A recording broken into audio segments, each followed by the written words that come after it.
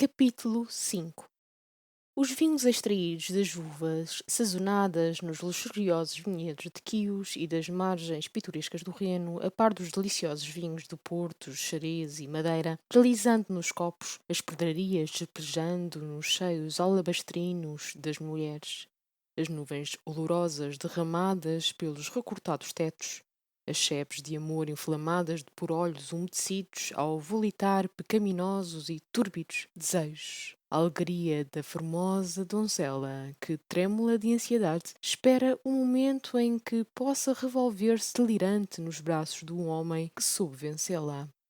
Toda essa harmónica variedade que poderia realizar as celestiais aspirações de um bom maometano ateou no espírito conturbado de Dom João quanto de extravagante pode conter um pesadelo em noites de febre.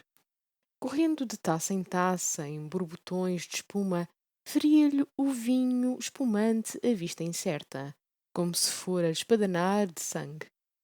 E bebia. Bebia sôfrego, incansável. Mas quanto mais bebia, mais crescia a sede. Margarida.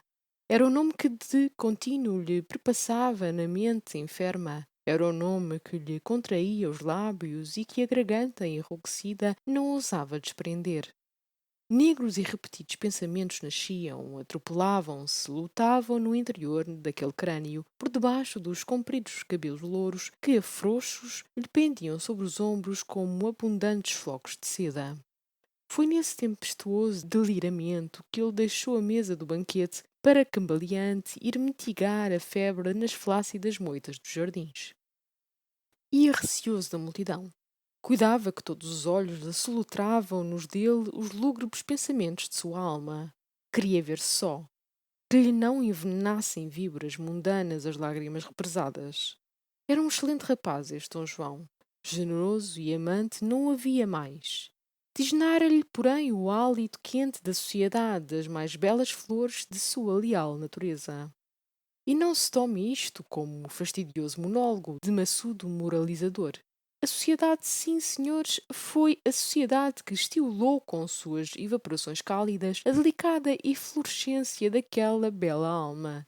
Viu o rico, galhardo, franco e perdulário e abriu-lhe os seios fétidos e prostituiu-se às paixões do moço milionário.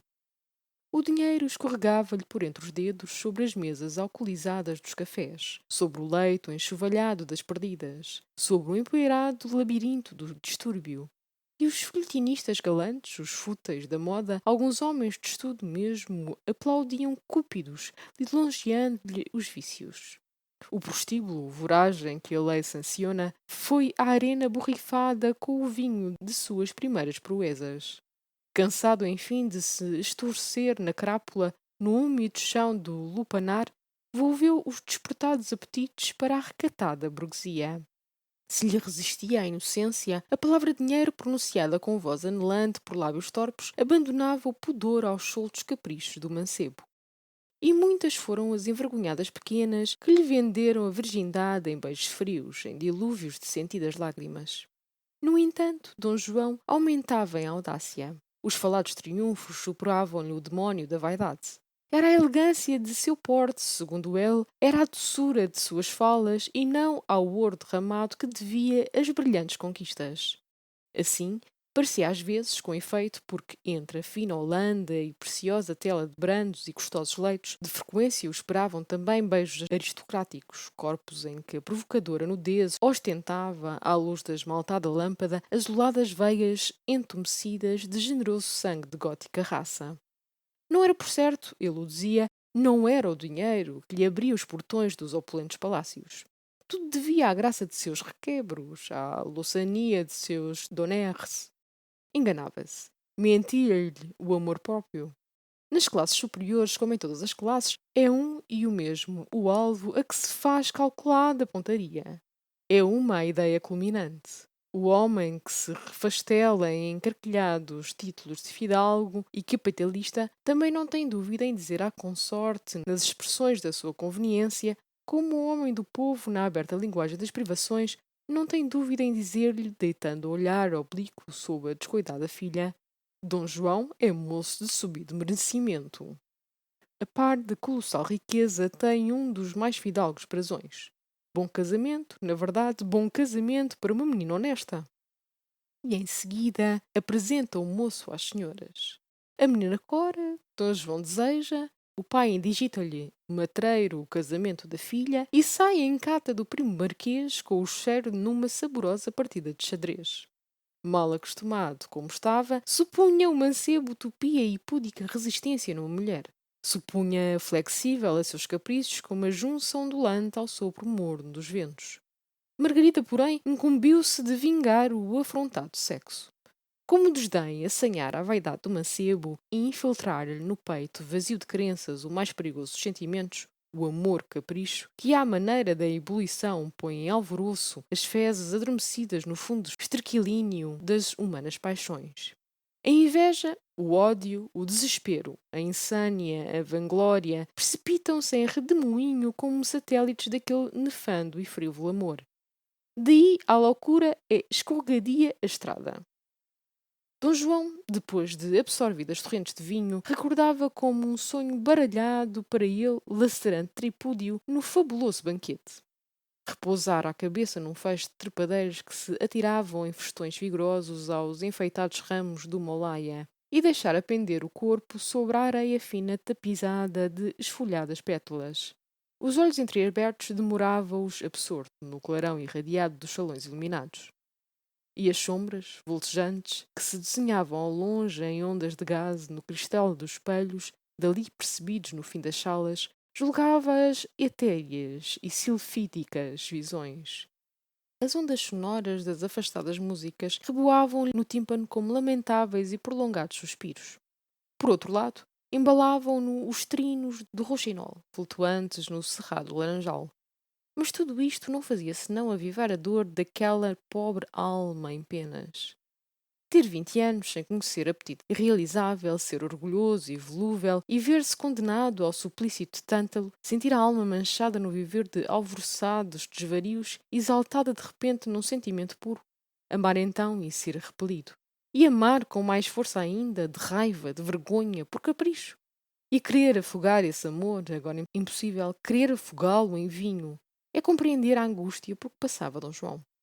Margarida era venturosa, quanto o poder ser uma formosa filha de Eva. Bem o sentira ele, que a contemplara com a voluptuosidade da pantera que espreita a apetitosa res. Ele que lhe medira os movimentos, a intensa morbidez dos olhos, a intumescência dos seios brancos, o descurar dos lábios. Quisera, mas não podia duvidar.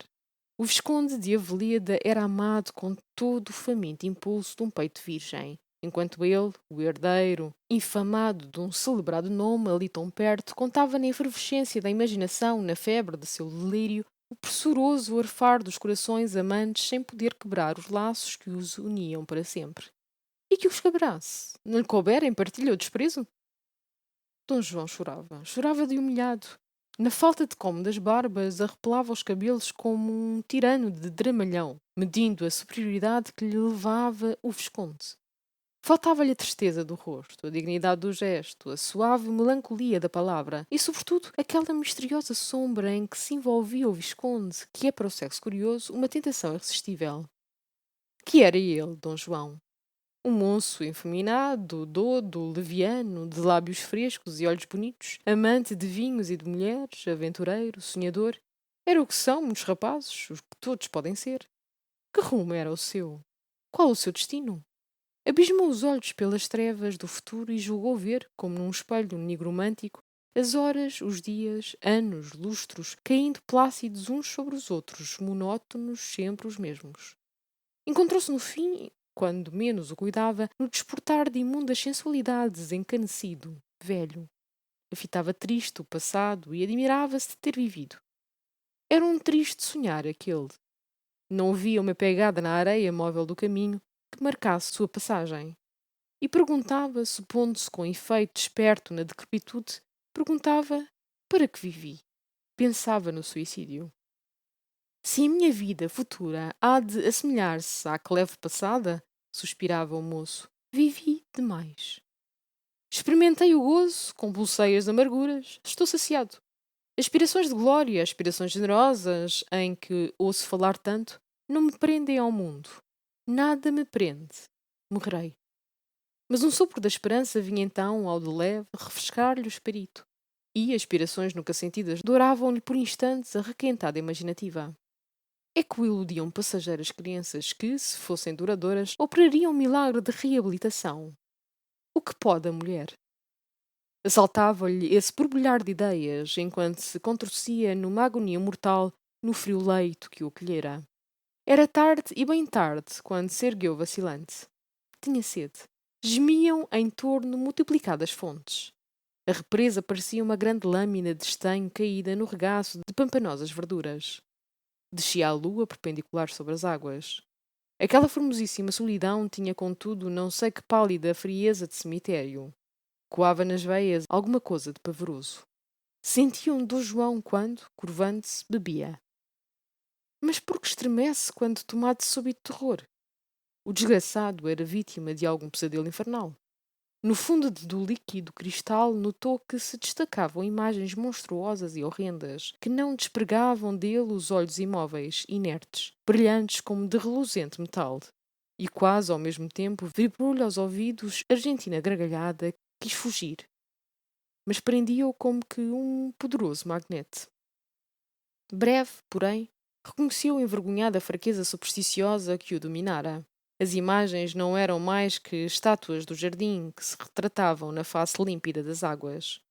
Quando em nosso espírito acalentamos, porventura, um negro pensamento, negros e feios vemos os objetos como que nos circundam. Um espírito cândido em tudo descobre rosas e perfumes, fantasmas e perseguições, o que se rojou nos cuidados do crime. A verdade dessa palavra supiou a Dom João. Mas a gargalhada, aquela gargalhada que lhe soara aos ouvidos como solta do ciciar das brisas ou dos lábios de cetim de alguma fada invisível, de onde viria ela? Talvez das salas do baile. Para lá voltou o moço a escandecida fronte. Quebrara-se o encanto. Como um templo em que, depois da festa e das harmonias místicas do órgão e dos súplices cânticos, se estende pelas naves imensas melancólico e fúnebre silêncio, assim nos dourados salões, há pouco banhados de luz, agora, fechadas as escuras janelas, descera sepulcral silêncio. Dom João despediu um guincho de espanto, como o do cerdo ao sentir-se nas garras do lobo, e pulou, desnorteado pelo teor e forma por que Dinis, no Isopo, faz pular, em certo picaresco transe, o Dião de Elvas, clamando vingança. É que tinha seriamente meditado uma história de sangue. Medira o esforço de sua alma e sentira que lhe dava bem o nome de assassino. Qual será a vítima escolhida para o cruento holocausto? Chegara o terrível momento. Coroada de brancas flores, semelhante a adormecidas pombas, erguia os valentes ramos para uma janela do palácio uma odorosa magnólia. A seu tronco estava arrimado um homem com olhos semelhantes, mergulhados através dessa janela ainda aberta na escuridão interior. Era Dom João. Estava ali como um fragmento de granito, firme, sem respirar, mas febril e ardente. Soara a hora fatal em que, não longe dele, iam unir-se, consubstanciar-se num corpo só, dois seres, que o infeliz quisera ver separados pela incomensurável distância de um túmulo. Dois venturosos que, entre suspiros, carícias, contorções e beijos, iam, nus de trajes e de mágoas, celebrar celestiais mistérios do noivado. Pobre Dom João! Que assanhada lepra te lavrava o peito! De repente, jorraram lá dentro raios de luz brilhante e sussurraram passos indistintos. O mancebo apertou a desvairada cabeça nas mãos trêmulas. Pulava-lhe o coração na ânsia febril. Recalcada um tanto a desesperação, endireitou-se ameaçador. Lampejara-lhe na mente uma ideia atroz. As janelas, que agora resplandeciam abertas, podiam ser trancadas em pouco tempo, e então a esperada vingança teria de se represar ainda uma noite nas lavas do seu crânio. Mas não, era impossível. Numa noite perfumada como aquela, em que a natureza se desprende em harmonias, em que as auras sussurram beijando as folhas dos arvoredos, em que as fontes suspiram e as aves cantam, numa noite de amores, noite como aquela, é estreito o recinto de uma câmara para duas almas que, fundidas, vão erguer sensuais oblatas aos pés de amorosa deusa. Não. As janelas permaneciam abertas. Assim, pensava o mancebo, quando a leve sombra de uma mulher se esboçou transparente no mármore de um muro fronteiro. Era certamente a ingrata, que afanosa corria aos ferventes beijos do cobiçado esposo. E eu, desgraçado, murmurou Dom João, só, sem luz. Sem esperanças, só, cercado de trevas e abismos. Deslizou-lhe a aflição num riso. Recalcou novamente a dor e, com mão segura, apegou-se ao tronco da magnólia, atrepando por ela com movimento arrastado e ligeiro, como de serpente. Apertou contra o peito o cano de suas pistolas, sacudiu os orvalhados cabelos e sumiu-se na folhagem. Então, mil aves, acordadas na verde guarida, esvoaçaram assustadas e fugiram soltando pios até se perder no desmaiado do luar.